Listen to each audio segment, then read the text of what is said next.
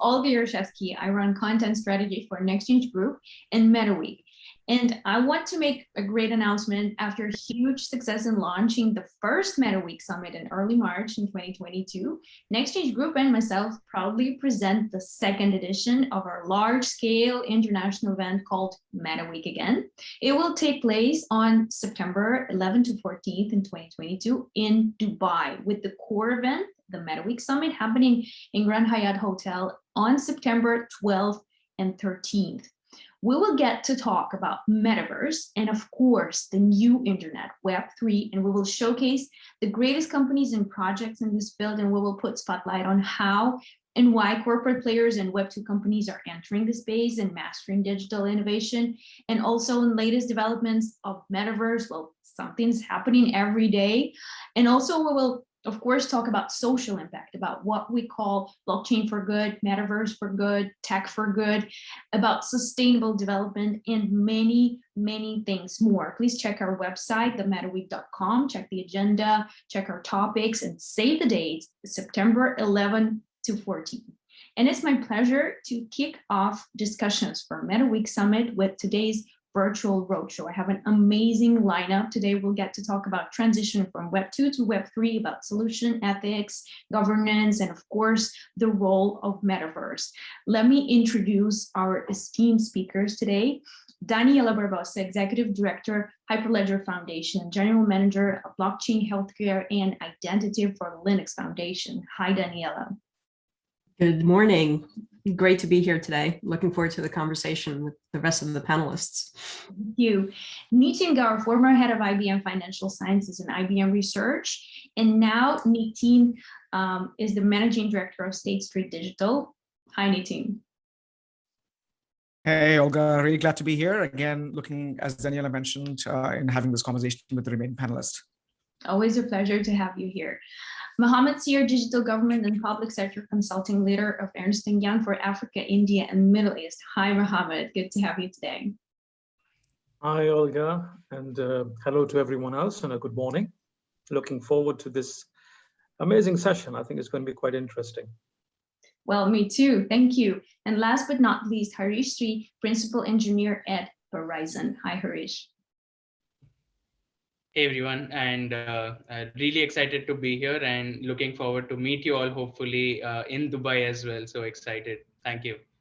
Thank you so much. Well, let's start with definition. Let's say just a few words about what Web3 is and what actually Metaverse is, because the term is quite, is quite general, and many people just put so many things inside of this term. What is Web3 in your opinion? Nitin, let's start with you. Yeah, and it's interesting because I've written extensively on this topic alone. I think Web3 is more of a modality where we begin to see the transition of how web as information dissemination tool is evolving as an asset mechanism tool, where we get to monetize our content, our data, our participation, which has not been possible before.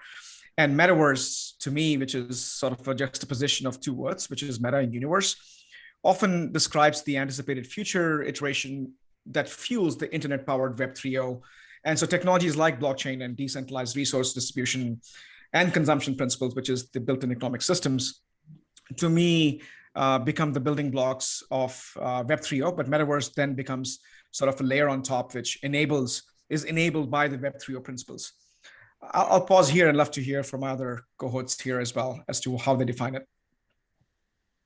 Okay, who would like to follow up? Mohammed, how about you? Yeah, maybe just zoom on the metaverse and look at it more from the outside in perspective, how from a user perspective, at least myself and others are looking at it. And that's really the manifestation of the real world into a digital space. So how can we create what we do in the physical world into a virtual world?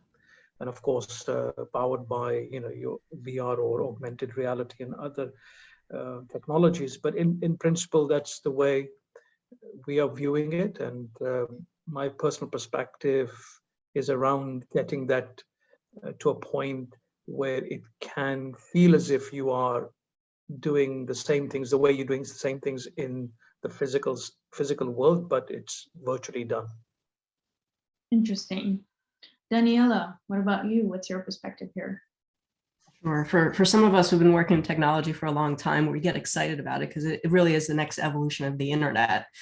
I remember days in my early career where, as corporate users, you couldn't even go on the internet. You had to go on the intranet, right? And the evolution of that and how that happens. I think, echoing what Nitin has said, it's really about ownership.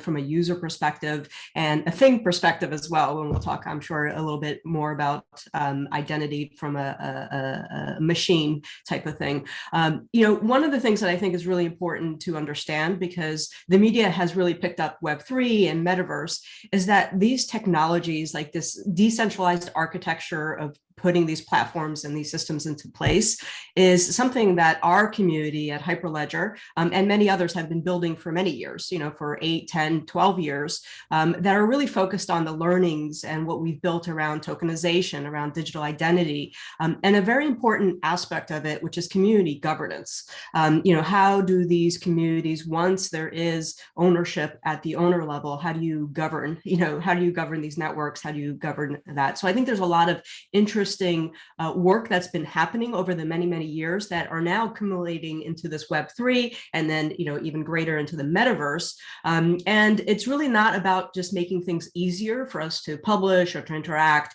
but it's hopefully about making it different, right? We don't want to be in the same situation that we have been, specifically around, social media and other types of other types of platforms. We should be creating a future that's better for the user. That user should have control and ownership of how they're participating, and the governance models that they're participating as well. So I think it's really a new way of interacting and forming communities in a digital spaces that are really important to be verified, interoperable, like being able to move from one system to another. So I think there's a lot that we've learned over the last few years, from a blockchain perspective, and then in the last 30 years from an internet perspective, that we can build on and make sure we don't forget that we don't fall into the same traps again. Thank you. That's a good point of, about governance and bringing power back to users, the power to control their data and own it. Actually, I think this is what we've been talking in the blockchain space for a while now. Harish, from your perspective and from a big tech company perspective, what do you think Web3 will bring us? Yeah, no, I think there are a couple of areas where we're transitioning from Web 2.0 to Web 3.0. I came across like a few frameworks, and one that caught my attention was, you have this like the user experience perspective. So it started with like a desktop, a browser, simple browser, and then we moved to mobile first. And now going forward, I think it's going to be more IoT devices like wearables, augmented reality glasses, or virtual reality glasses. So how customers interact with technology is going to change. So that is one part of like Web 3.0 transition. The next one I see is, we moved from on-premise computing devices to cloud computing. And now I think with 5G, IoT, and Metaverse, it's going to change. So there'll be more distributed computing. So it's not just cloud computing, but also edge computing as well. So I think it's more distributed computing where it's closer to the device as well, but the big data analytics, etc., will continue happening on the cloud. And lastly, from simple SQL databases to like big unstructured data, and now it's going to be like blockchain and distributed ledger mechanism. So I think this is how I think of the transition from Web 2.0 to Web 3.0, on how each of these things are changing and how companies have to evolve, users have to evolve as well. Thank you. Now, to elaborate on that, so there are certain tech solutions that you just named for both Web 2 and Web 3 companies. What are the best applications and maybe use cases, and in your experience, companies that are already utilizing it, that are in the middle of this transition or are aimed there, and they are doing it for a very particular purpose, not just for the sake of, tokenization or just putting a metaverse term into the company description. So I would say, I mean, there are like a lot of interesting applications based on blockchain itself. Let's take example of like agriculture, like, where for example, there are like so many different players. It's a little chaotic. There are no players who are aggregating a lot of like different services and products. I think where maybe even the financial inclusion is not that great, and a lot of people don't have like great banking system to make transactions. So I think that's where I see like blockchain applications. That's one area. From a customer point of view, I think these wearables, new type of wearables that are going to come into picture, and we've seen a lot of applications from virtual reality already being implemented. Especially I've seen one which are more training focused, where training can be very expensive if it's like actual real life, but you can simulate some of those things and train people. So I think those are applications where I see more and more coming into picture with Web 3.0, Metaverse, etc. And one thing I wanted to call out again on the definition,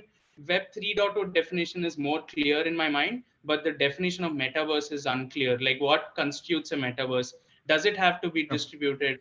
Does it have to be, blockchain based?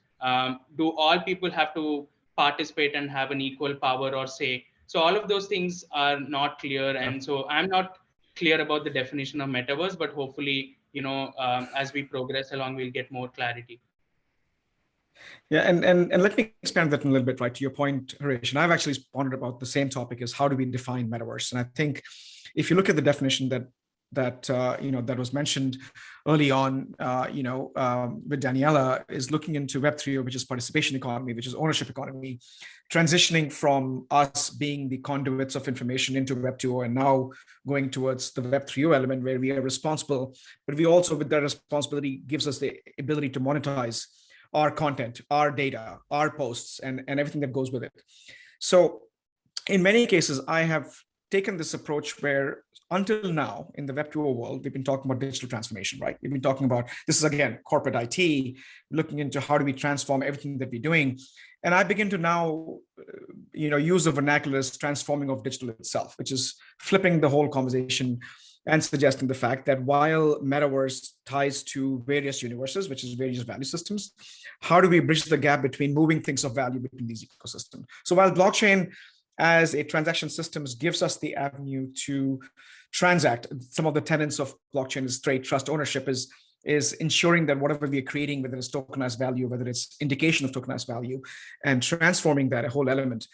For me, that's exactly what Metaverse aims to achieve. It aims to abstract, and it's clunky today, but if you were to sort of dissect the Metaverse underneath the covers, its ability for you to be able to use your skills in one ecosystem, let's say gaming, and transform that skill into, let's say, finance in a different ecosystem, which is where what we begin to see with DeFi. So that's where I would begin to talk Metaverse. And I think all the things that you talk about, which is AR, VR, the robust networking that's needed, which is what your company is providing, and what, again, the Meta, which is Facebook and Apple is doing, is getting AR, VR access. These are, to me, modalities. These are access to this newer emerging ecosystem, which allows us to be able to exchange things of value between different ecosystems, as opposed to virtual world, because we've been in virtual world for quite some time, I think.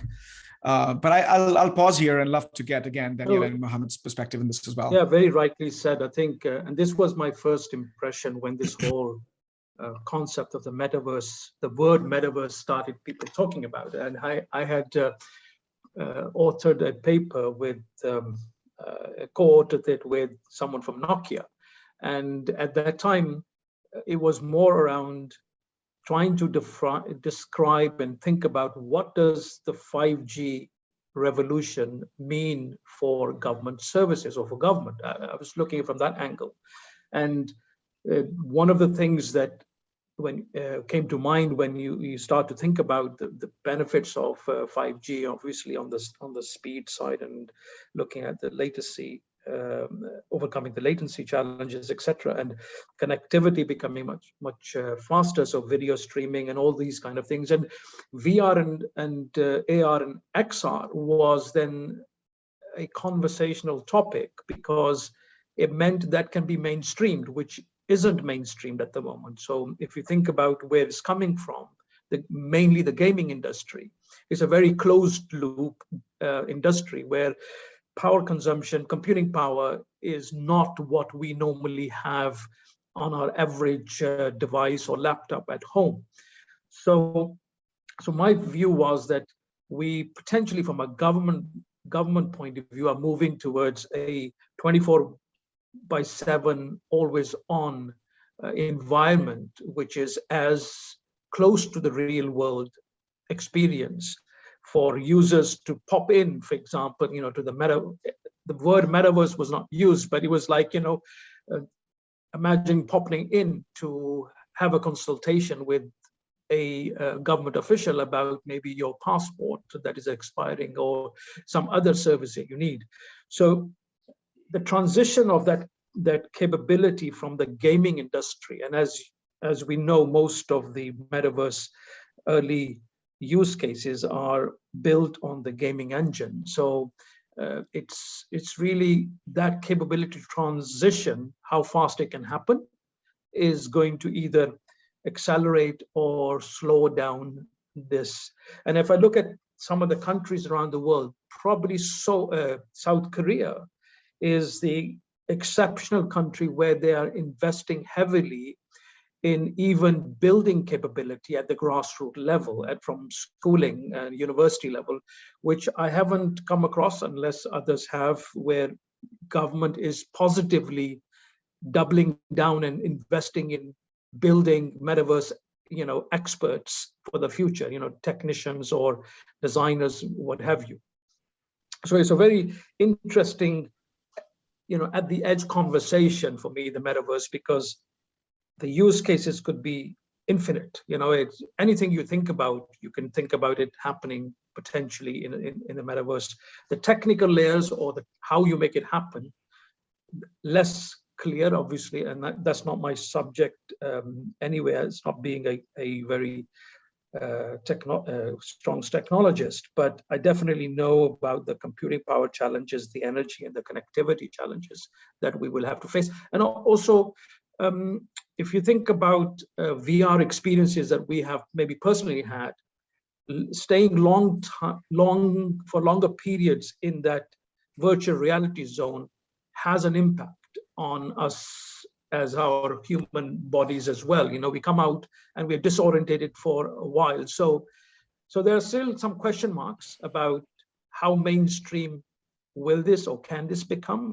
Would we as human beings become so used to it, it's second nature for us, and those side effects that we normally have as nausea or something else will be overcome? I don't know, but yeah, it's quite an interesting time to see how this plays out over the next few years. Thank you. Yeah, that's a great point about, governments and especially cities speaking up that metaverse stands. I'm aware of that use case in South Korea and even in Hong Kong, by the way, the MTR, they partnered with one of the metaverse companies to bring like the immersive 3D, I don't know, AR, VR experience for people just commuting from home to work, which is amazing. And a point about, the psychological effect, the emotional effect. Yeah, it's another challenge.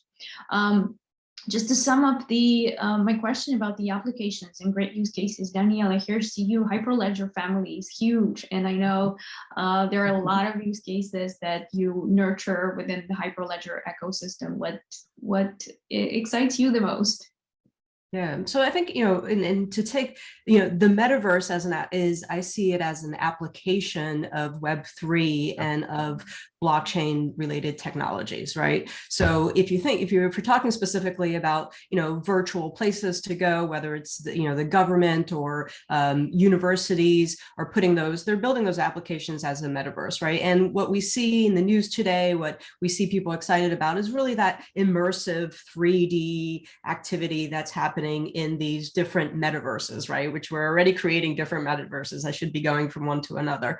I think, when we think about Web3 and things like digital identity and tokenization and, non-fungible tokens, for example, NFTs, how are governments and how are organizations and academics really building platforms on that. So we're seeing a lot of interest and actually deployment of some of the Hyperledger projects, including Hyperledger Besu, which is an Ethereum client, on top of government blockchain networks. For example, in Latin America, LACchain, which is with the Inter-America Bank, has basically built blockchain networks that then people who live in those countries, right, and can participate, they can build their systems on top of these blockchain networks. Same thing in Europe with Alastria, and there's a few others as well, where the experimentation is happening, and it's being funded by government agencies to create these new platforms, to create these new places for citizens to do commerce, for citizens to build solutions for different types of use cases. So like one of the things that people are always talking about is specifically to non-fungible tokens, right? And this is not, over the last 2-3 years, non-fungible tokens, once again, it's been like people's avatars or these digital representations of things, what they have. But if you think about what a non-fungible token is, it can be, collected, digital art, music, and other types of collections, but it can be practical objects that as individuals or as a machine, if you know, an NFT, as part of a machine, for example, can move with us. So digital IDs, healthcare, credit history, these are all unique elements of a digital identity that can be represented as an NFT, as a non-fungible token, right? Which means that it's unique to me and it's unique to what it says, that then I can move around in these digital networks and participate and get value from. So those can be in a metaverse, but they can also be in other types of platforms and solutions. And I think it's important to keep saying that metaverse is one application to Web3 and these technologies, because I think that's an important aspect of it as well. Yeah, and if I can add to what Daniel just mentioned, right, and what actually was asked early on by Gary is, how do you define metaverse? And just to be able to tie the threads together, identity, for example, which could be an NFT, can persist with our avatars. Avatars could be an AR, VR representation, which could be deterministic, which could be applied with non-repudiation, which means if I have an avatar in a gaming ecosystem, I can take that avatar in a DeFi ecosystem. I can take that avatar, which identifies who I am. Right? The things that we value are represented in the form of tokenized assets. Again, my ID is valuable, my healthcare record is valuable, my patents are valuable. Besides the Bored Ape APR clubs and CryptoPunks, the other things that could be represented in this ecosystem that actually has value. And then looking into this from valuation vehicles that not only prevent double spend, which is where blockchain comes into play as a transaction system, but which also brings the fundamental tenets of me as a creator. So trade, trust, ownership, as I mentioned before, to the metaverse. So the avatar that represent us can interact with various universes and their value systems, and we reserve the right and ability to monetize our data, our effort, our talent, and all the value they generate. So my healthcare record is valuable to me, and I can either give it to a clinical trials entity or pharmaceutical entity, and I reserve the right to do that because it's mine. And our representation traverses through various modalities, such as our avatars or VRs, in-game representations. And we can use these things we value and apply that to the economic systems and value system of our choosing. And I think to me that encompasses, at least in my mind, as to what could be envisioned as a metaverse, which is profitable, which is valuable, which actually facilitates movement of value and not just playing a game, for instance, which is where we are today, I think. I'll stop here. I mean, why not? I was about just to ask about, speaking of value, right? And speaking of gaming, what's your take on the newest craze, all the gamify strategies and action to earn, walk to earn, run to earn, sleep to earn, dance to earn, anything. And there's a lot of talk about that. Yeah, go ahead. Go for it. Great. Yeah, thank you. So gaming is definitely like one of the interesting ways that, the world is moving towards metaverse. I think they're the closest in some way to a metaverse, but still they're far from it, I think, to achieving that. Like there is a checklist that one of my colleague had shared with me to see like what defines a metaverse. So one is, it's a virtual world. Yes, like gaming qualifies as a virtual world. Second, it's more decentralized in some way. I think there are like platforms now which are decentralized, built on like blockchain. So that is also a checkbox. Fully functional economy is another checkbox. But I think here is where the gaming companies or gaming platforms fail, because there is some economic transactions happening, but it's not a fully functional economy. There are like NFTs being exchanged. There are like some designs or fashion or even concerts for that matter, but it's not a fully functional economy. I think that's where gaming falls short on like metaverse definition. But But what otherwise, about, they are sorry, far ahead what in about play a to lot of ways. earn, where users can actually earn tokens and spend them elsewhere? I think no, that's a good way to like definitely promote economy or like facilitate. But it's interoperable where you can make money and go elsewhere and spend it. But I think the best definition or an ideal metaverse would be you earn there and you also spend there and you're not going anywhere else. You're Oh, just like, it's almost like a real economy, fully functional. So that's where I think the gaming fails. interesting. I think that the real power will come, which I think Nitin, you mentioned, that when you have the ability to go from different verses into other verses and you carry with you your identity or factors. Because if you look at it today, and let's take the social media platforms as an example of these could potentially manifest similar to this as metaverses in the future. Today, you are identified differently or have to create your own separate profiles and identity in each one of those.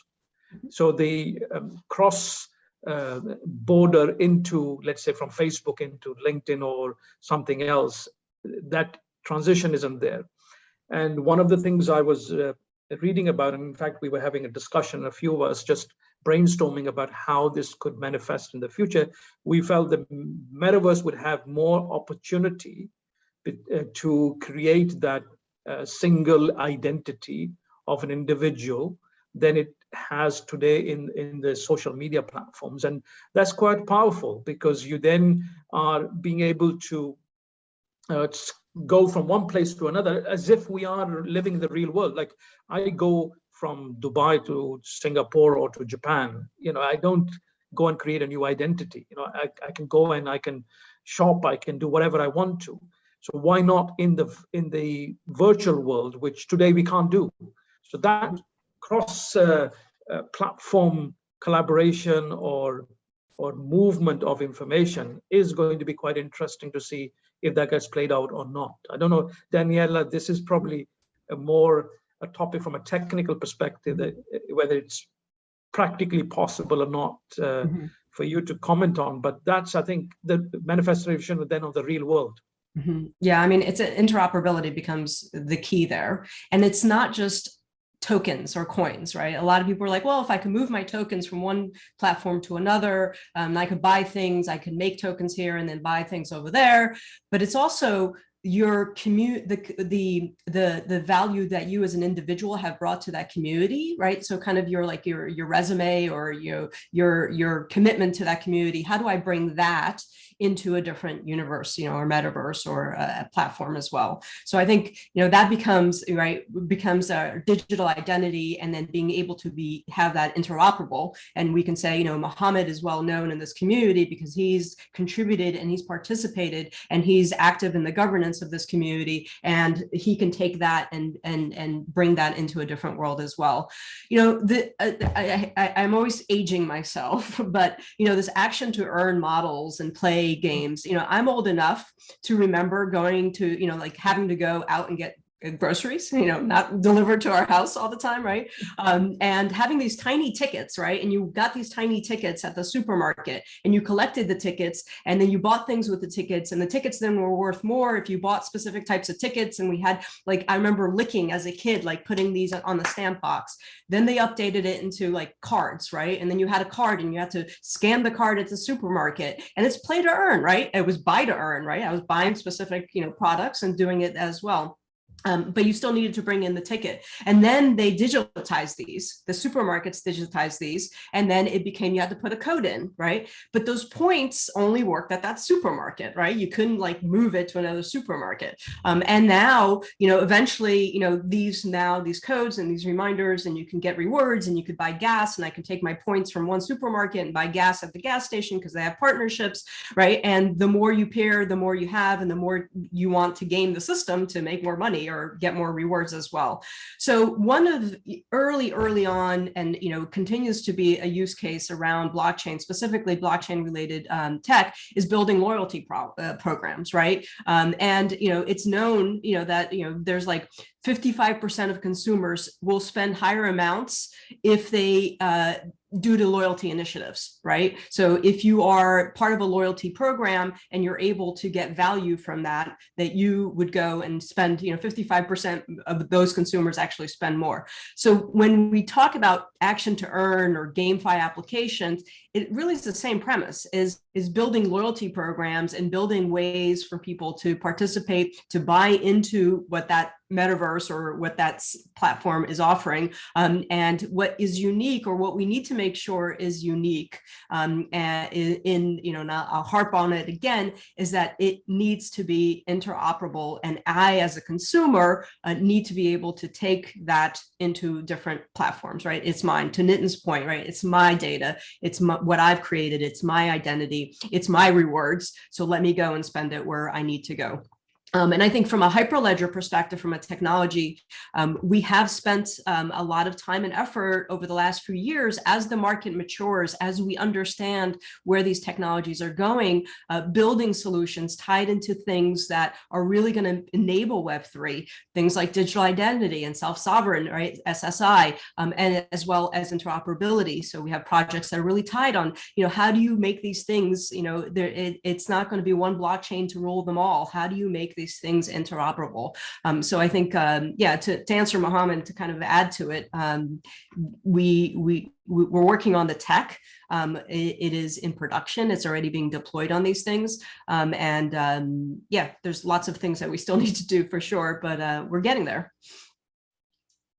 Thank you.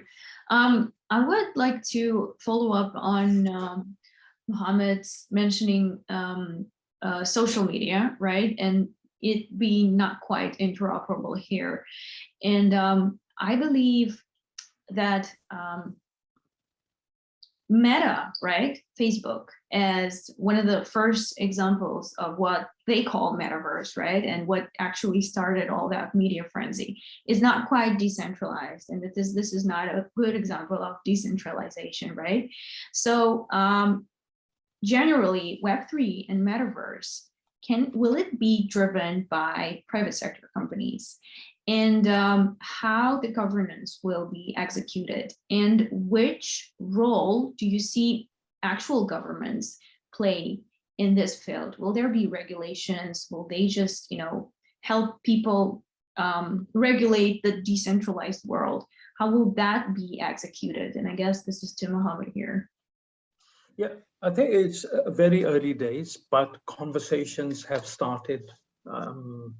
A part of conversations with many governments right now, where they're just trying to figure out, first of all, is this a fad? Should I really be bothered about this? Do we need to really look into this in more detail? Do we see its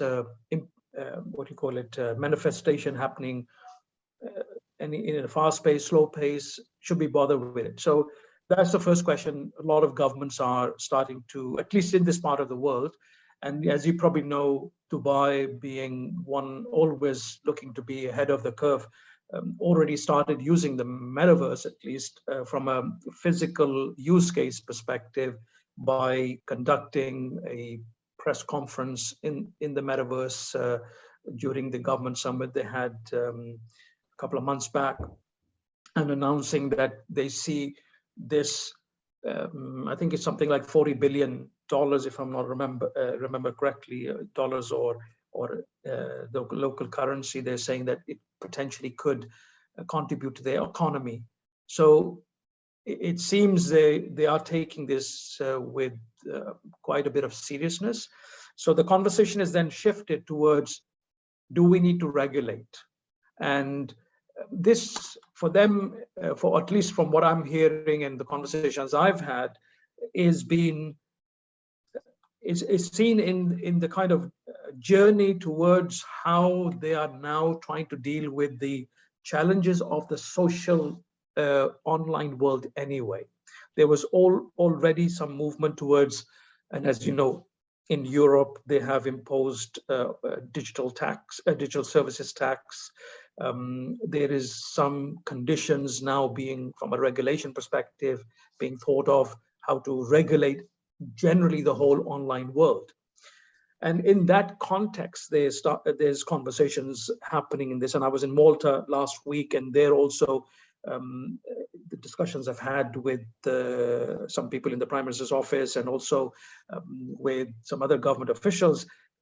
They are at the early stage of this and really haven't quite figured out what it means. But the most common theme that has come out is something that they need to think about, from regulating, but not to a point where it kills the initiative. So creating regulatory sandboxes as a model, as a way towards experimenting and allowing experimentation and investment to come, is something what I'm hearing and seeing as a way forward. Saudi Arabia also is talking about use cases and considering how they can leverage this new direction of the metaverse.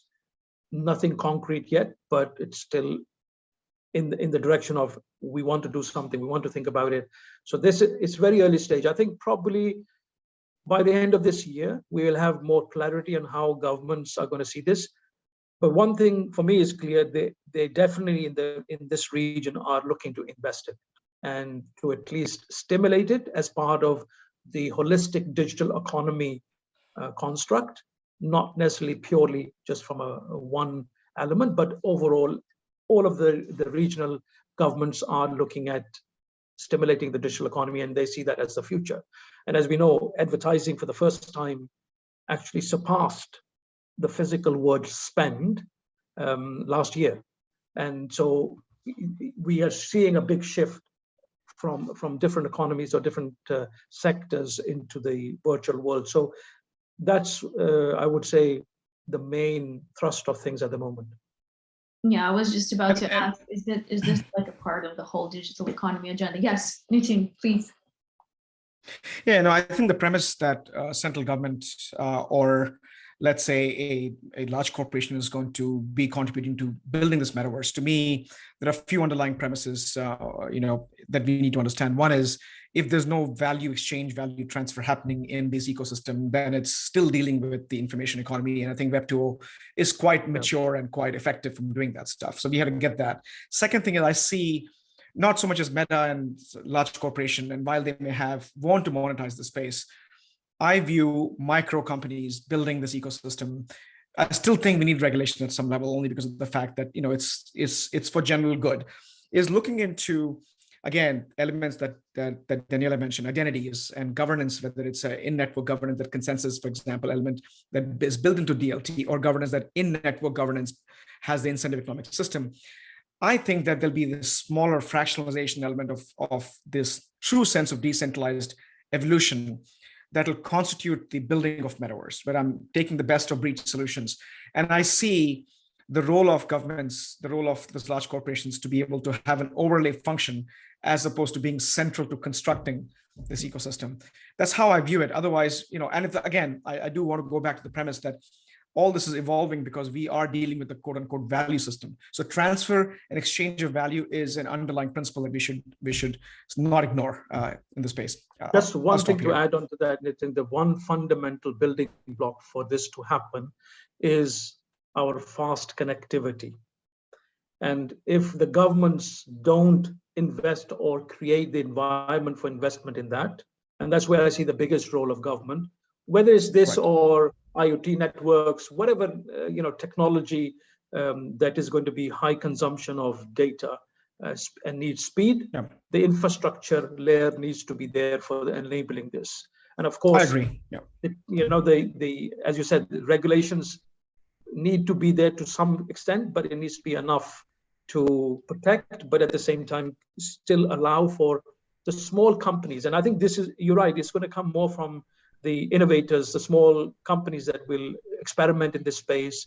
It's too early, and some of them will become the future Apples of the world, maybe, If I may jump in, one of the challenges I see for decentralized platforms is, the governance of the platform itself. Like, how do you ensure that every party is taken care of in a particular transaction or entire platform?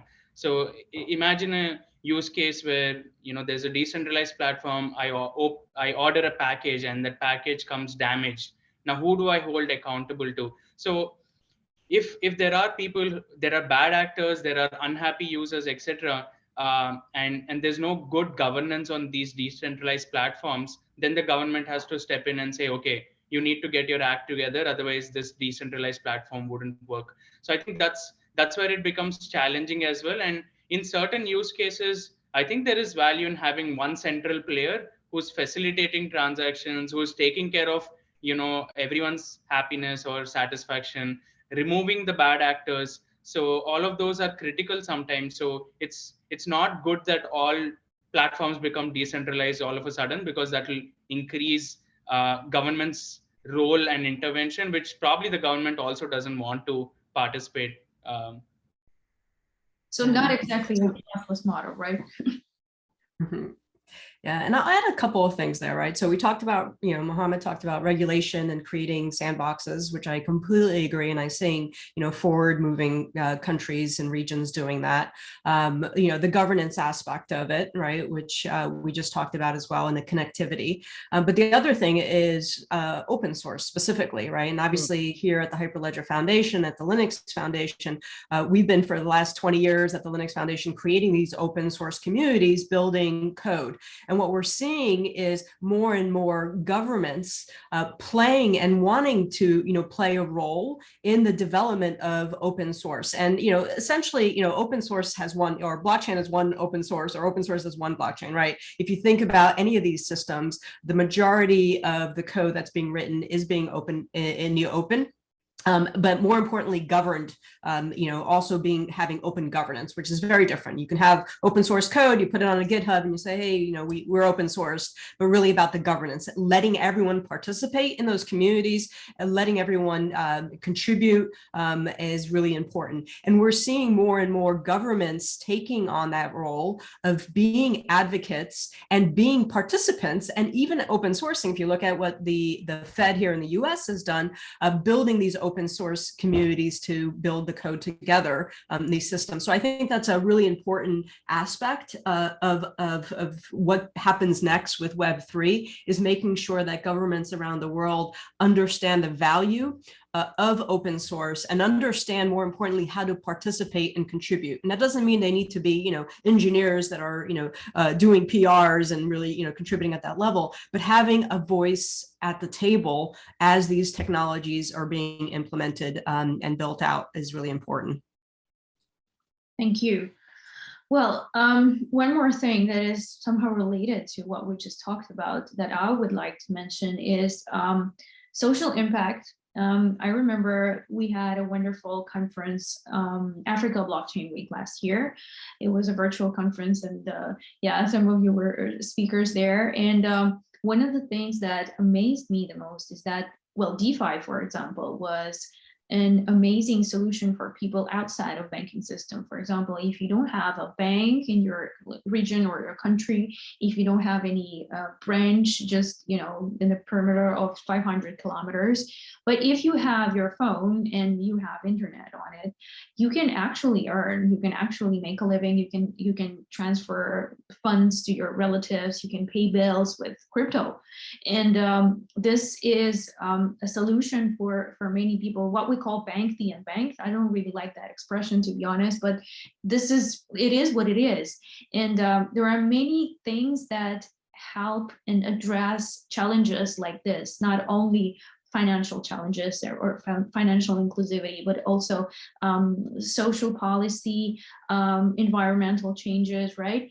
Do you, which projects can you name or maybe think of, or maybe just, you know, fantasize about that are important in this field that actually bring social, environmental change and do something, what we call for good?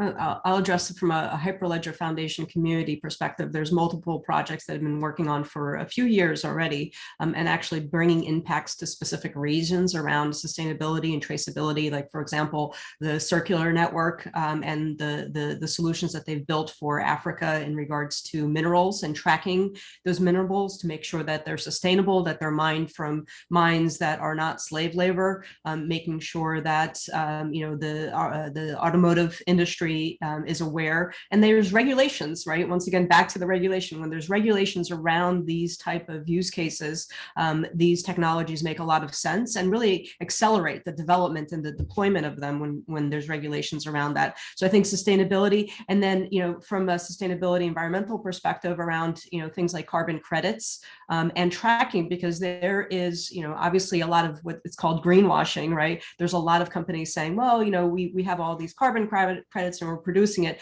So how do you make sure that from a trusted perspective, some of these platforms are using, and this is, you know, blockchain is just a perfect use case for it, to make sure that it is trusted, right? It's trusted that what the carbon credits that are being displayed. So I think environmental and sustainability, social impact use cases have been around for a while. And now it's like, how do we make them even bigger and have consumers really engage with these platforms and these different solutions as well? Yes, thank you. Isn't it? Just... I maybe put out a simpler one, which if it can be activated more, so the metaverse to be used more to move from the physical space of work.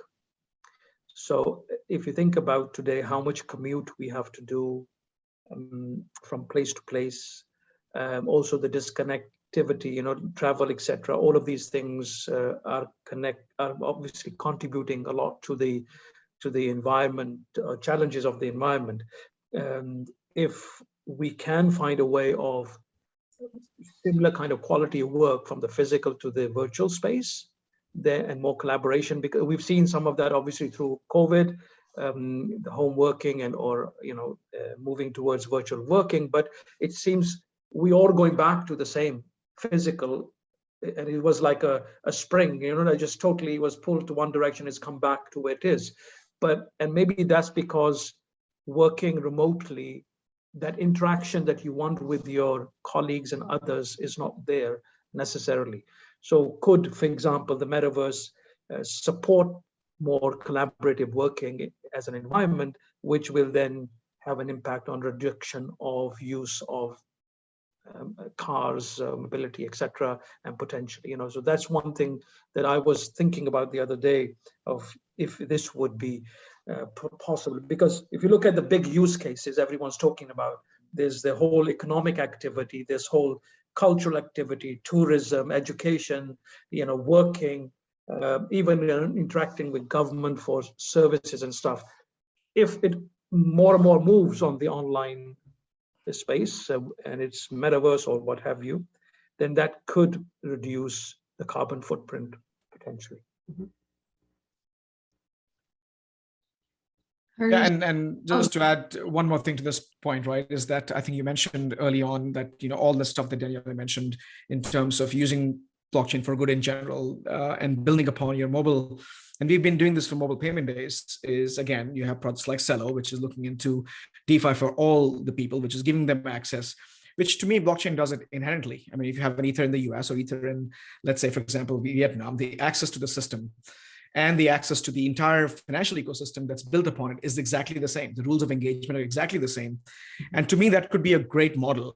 But going back to both Mohammed and Harish's point, you still need a robust infrastructure. You still need internet connectivity in these remote places. And that investment usually comes from the likes of Verizon, likes of the governments who have to promote and make that, make that an issue. I think that's, again, a good combinatorial model of the investments in infrastructure and let the innovation take over in making lives better, which could be a good fit, I think. I'll stop here. Yeah. And from a social, thinking from a social perspective, that investment, again, is going to be most likely at the disposal of countries which can afford it. So you will still see challenges around the world because of obviously affordability for governments to invest or people to afford connectivity. So one example that comes to my mind, again, I think I touched upon it briefly, is like agriculture in India, for example, or other emerging countries. When you have a lot of players between producers and end consumers, and a lot of these intermittent players are not adding significant value. If they're adding value, well, great. If they're not, then a decentralized platform can actually do more good by directly connecting consumers and producers. So I think in agriculture in India, that's what happens. A lot of producers spend a lot of money and investment, but they're not reaping the benefits. And from the consumer side also, they don't know what the source of this product is or the food is. So I think here is where I see decentralization playing a bigger role to eliminate some of the players that are not required. I think that's one good example for social impact that comes to my mind. And how does the Verizon address these issues? Are there any, SDG programs, maybe blockchain? I think, yeah, again, I fully wouldn't know Verizon's goals towards SDG, but definitely I think as part of SDG, internet connectivity is like one of the bigger ones as well, which contributes to overall economic unlocking, I would say, like because there's a lot of infrastructure investment, new applications, new use cases will come into picture. So I think that's how Verizon plays a role in unlocking that economic value through 5G and few other things. Thank you. Well, to wrap it all up, I just want to ask you a quick last question. If your answer would be also quick, I'd appreciate that. What excites you the most about Web3 and Metaverse, or Web3 or Metaverse? Because we, I think, figured out that there are two different directions that the development of these space will go. What excites you the most, and what concerns you the most? What maybe not scares you, but what is the biggest concern about this development for you? Daniela, let's start with you.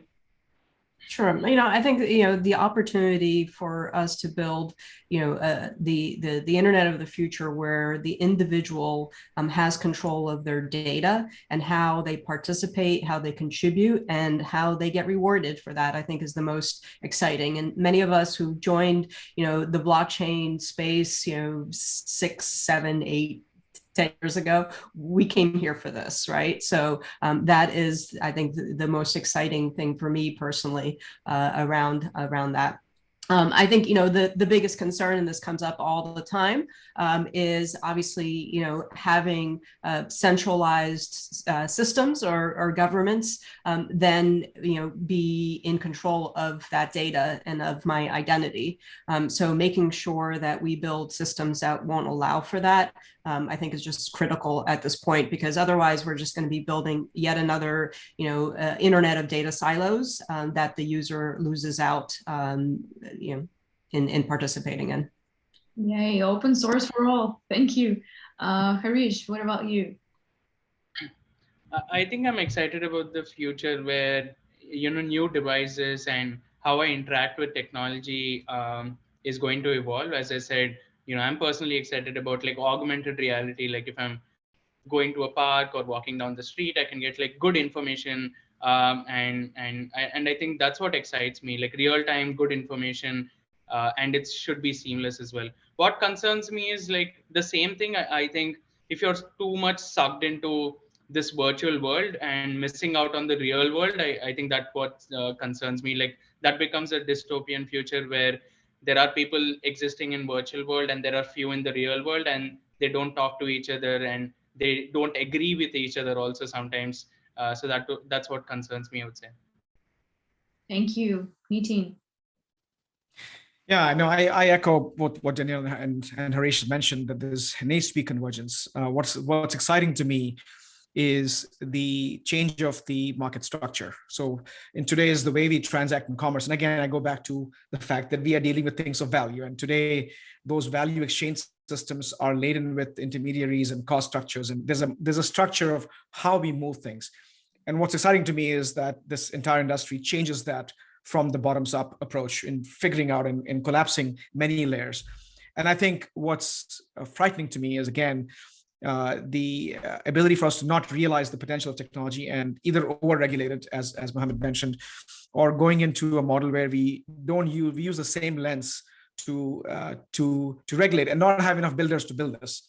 Those to me are more incumbent agendas, and of course there's an excitement. So I'm with Daniel and Harish in their approach as well.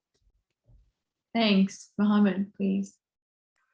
For me, two things. It's the opportunity that it presents for giving access to anyone, and for sharing of knowledge, for interacting, and it doesn't matter where you are, which community in the world you live in, which country you live in. So maybe giving a bit more of an opportunity for access and interaction. And the excitement about the potential experience enhancement this will bring to our lives, especially the metaverse. Imagine, we're going to a country to visit from a tourism perspective. You could imagine a value chain where there's a pre-experience that you have in the metaverse. You have a physical experience when you get there. So you've already familiarized yourself, or you've figured out the places you want to see. And maybe if you've missed out some things you couldn't do, you come back and you actually can still continue that experience and in the metaverse. That's on the positive side. On the kind of worry side is, will we really be able to provide access and affordability to everyone? And that this opportunity presents itself to be is what my worry is. Thank you. Well, I am personally very much excited about the upcoming event, the Meta Week. And well, despite the fact that we are trying to, or talking about bridging the virtual world and the real world, I am very much excited about having a physical event in Dubai, and that we all get to see each other and well, talk about Web3. Absolutely. Thank you so much, everyone. Thank you. That was an amazing conversation. And I think we got a lot of interesting questions and challenges hanging in the air. And we'll definitely continue in September. Everyone, Mohammed Seer, Nitin Gaur, Harish Sri, Daniela Barbosa, I'm Olga Yarshevsky. I'll see you in Dubai. Save the date, September 11th to 14th. The Meta Week Summit takes place September 12th to 13th at Hotel Grand Hyatt in Dubai. Check themetaweek.com, get your tickets, and I'll see you soon in Dubai. Thanks, everyone. Cheers. Thank you, Olga. Thanks, everyone. Bye. Thanks, Bye, Olga. everyone. Bye.